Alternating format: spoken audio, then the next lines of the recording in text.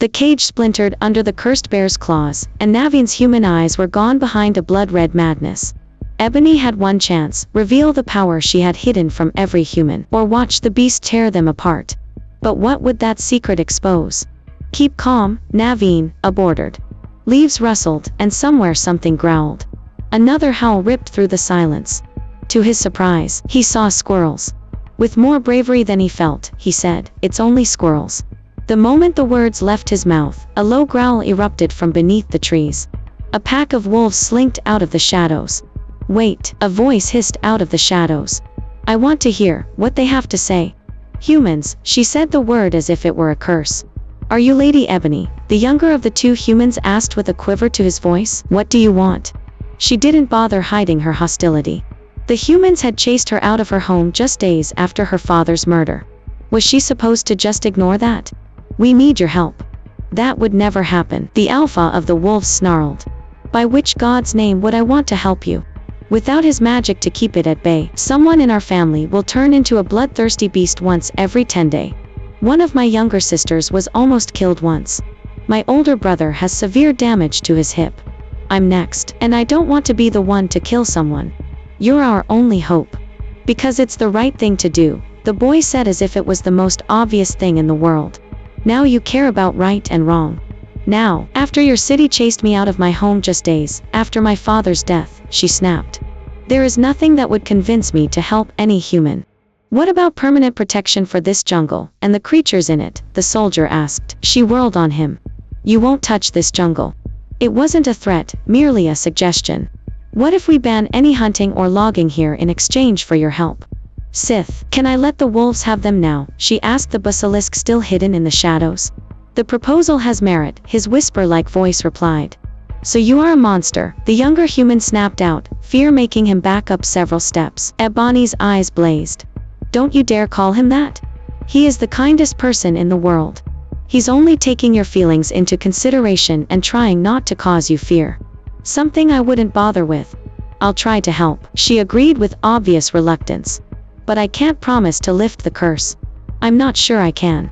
"Take Raj with you," Sith hissed out of the shadows in the language of snakes. "For protection." "I'm taking a friend with me for my own protection," she informed the humans. Naveen waved that off. "Our soldiers can protect you. And Raj will protect me from your soldiers," she replied dryly. "Need I remind you that the soldiers helped run me out of the city in the first place, so forgive me if I don't trust them with my life." "Claw, will you please see the two humans out of the jungle safely?" Sith asked the alpha of the wolf pack. "Why did you save them anyway?" Ebony glared at Sith. "Because I recognize the warrior." "Don't you?" She stiffened. "Yes, but what does that have to do with anything?" "Everything." Naveen jumped a little as the woman his parents had feared more than the curse stepped out of basilisk jungle. "I assume he's the protector you mentioned," Ab commented, thinking the tiger was a good choice. "Yes," she replied curtly. "We all know your city would have me dead if they could." "Then what makes you think you can help?" Naveen demanded hotly. "Because my father managed to suppress your curse, which means he has notes about it somewhere," she answered with a sneer. "And I can mimic his thought process, enough to repeat his spells." "What is that?" Naveen let out a small yelp when he saw the tiger. "A tiger," she responded in a cold voice. "What does he look like to you, human?" "A Reno. First, I'll need to examine the curse itself, which means I have to see Lord Devdon." "Why Lord Devdon?" Ab asked curiously. "He bears what's called the core of the curse, so the spell itself was cast on him. The rest are affected by proxy. No child of Lord Bora is innocent. Being born made me guilty. The sins of the father do not belong to the child." "Should I expect a mob to be waiting for me, with torches and pitchforks?" she asked Ab. "No. No one but the Mista family, and the other two lords are aware of you coming." "I am not a witch," she snapped, insulted. "I'm a wizard." "She can't go into the house looking like that," the butler sputtered. "She'll have to be cleaned first. You do realize that we only have 7 days before Naveen transforms. I'm not about to take time just so you can give the girl a bath." Closing her eyes, she focused her magic and clenched her will. Her magic flowed over her own body. In the last 5 heartbeats, they had only seen a flash of light around her body followed by steam rising from the ground. "What?" she demanded irritably. "Your wizards clean things too." You can't just bring the jungle witch back into our city, the third man agreed. This matter doesn't concern you or your districts. I've asked her here for personal reasons, Lord Devdin informed them in a cold voice. Can you help? I don't know. She sighed a little.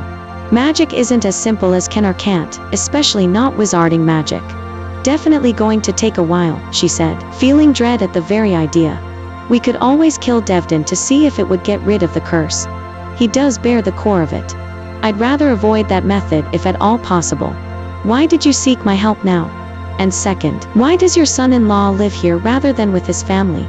We're asking you now because one of my sons was severely injured during Indra's transformation just 4 days ago, and we're afraid that next time, someone will be killed. I'm not about to give you any control over me.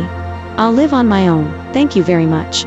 Just what are you doing? She demanded irritably when she found a boy holding her purse. Just a guy has to make a living.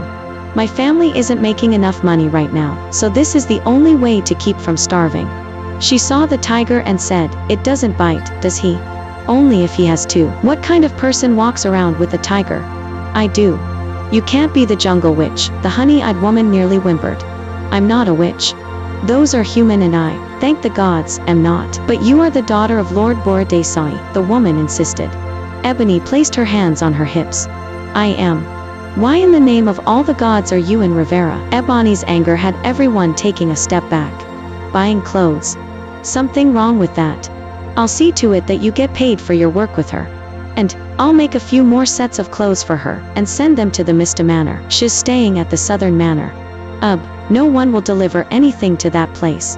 I'll ask Jay Sharma to pick them up when they're finished. He's a well-respected man, isn't he? She commented. The humans obey him easily. Of course he is. He's the one that saved the city from Lord Bora when he was only 18. I hope I can be half as great as he is one day. I'm not sure what to say, Ebony said when asked what was on her mind. Then may I say something?